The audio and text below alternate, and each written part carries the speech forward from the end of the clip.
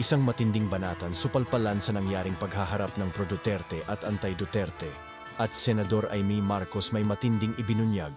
Pero bago yan, paki-like and subscribes na rin mga kababayan. Maraming salamat po.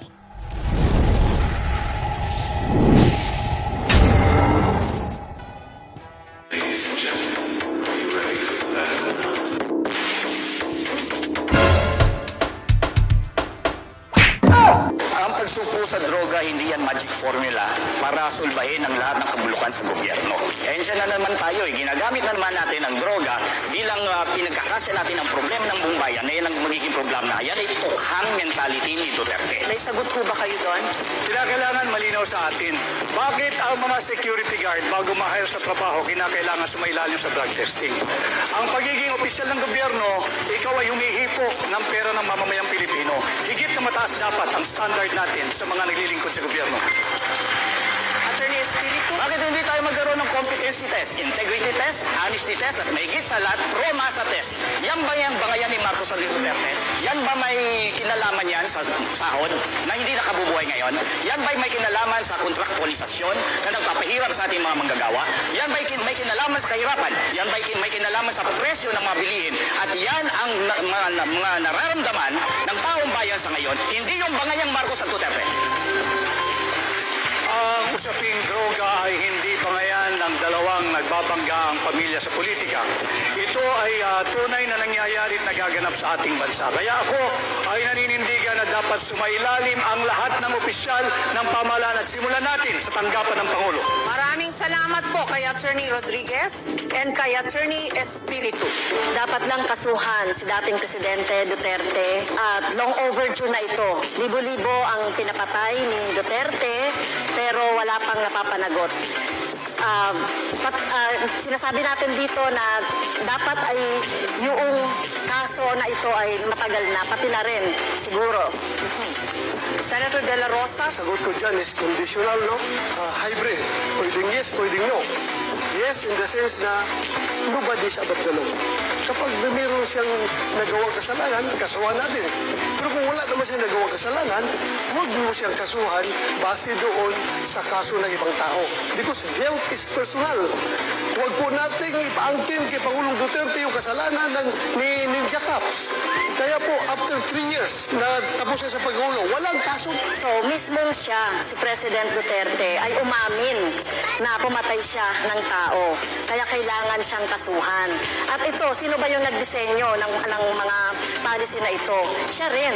At nag-cause ng pagpatay. Maging si Senator Duterte, Senator Bato ay dapat kasuhan. Gigil na gigil kang kasuhan si Pangulong Duterte at ako ng mga kaso na hindi mo kami maliling. Kumusta na po yung conviction mo sa kasong child trafficking? Ano na po nangyari? Bakit andyan ka pa? Hindi ka pa nakulong.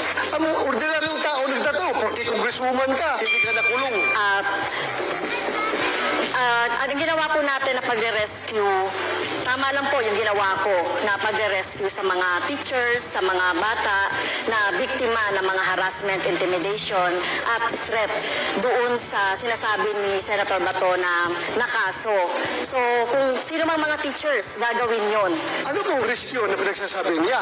Na yung mga parents ng mga bata mismo ay galit na galit sa kanya. Bakit ginamit niya ang mga kabataan para sa kanilang kapakanan? Walang rescue nangyari doon. In fact, konbiktado ka sa kaso eh. There was no rescue.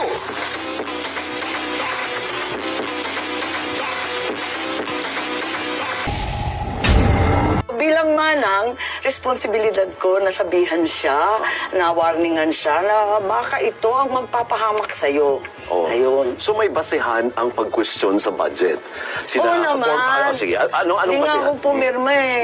Pero yung sinasabi ni Pangulo Duterte at ni Pangulo Bongbong, Magkaiba. dalawang magkaibang dokumento kasi yung sinasabing blankety blank, yung maraming Blanco. blanco, totoo yun. Kaya hindi ako pumirma ng that BICAM.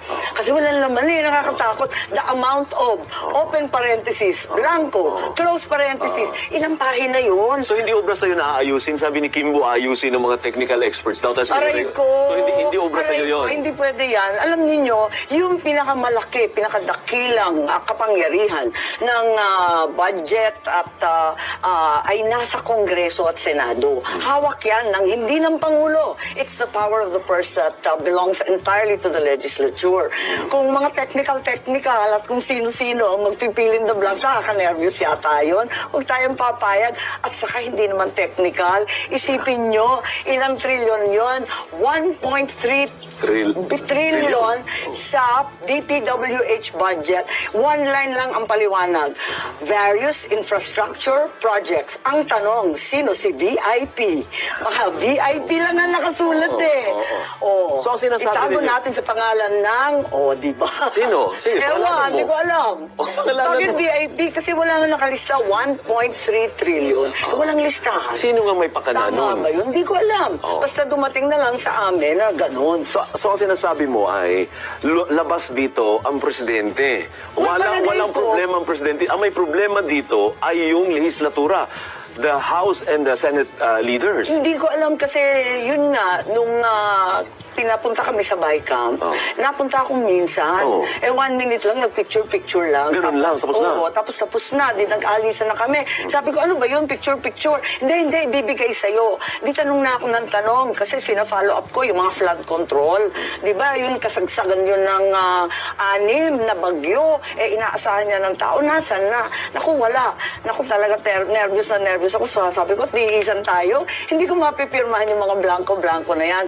Ngayon, maski ang Pangulo na may problema, yung flagship projects niya, tinanggal. Hindi na pondohan, miski yung mga flood control, yung mga tulay, yung mga public transport, lahat na inaasam-asam ng ating bayan, ng ating tao, ay hindi na isasatupad at tinanggal para sa mga kalokohang mga, kung anik-anik na lang. So agree ka na ito ang most corrupt budget in history? Is that an appropriate word term ba yun? Well, wala naman ako dito nung dekada 30 at Commonwealth at yung mga nakalipas. Pero sa panahon ko, ito na siguro yung pinakamalala kasi hindi ko siya maintindihan. Isipin mo, walang respeto miski sa Pangulo. Yung mga flagship project, hindi na inilagay. Lahat inilagay sa program which is wala lang, ala chamba. Paano naman yun? Ang lalaki ng tula. Yung irigasyon, iniiyak na yan ng mga magsasaka. At ang luma-luma na, dekada 70 yun sa panahon pa ng tatay ko.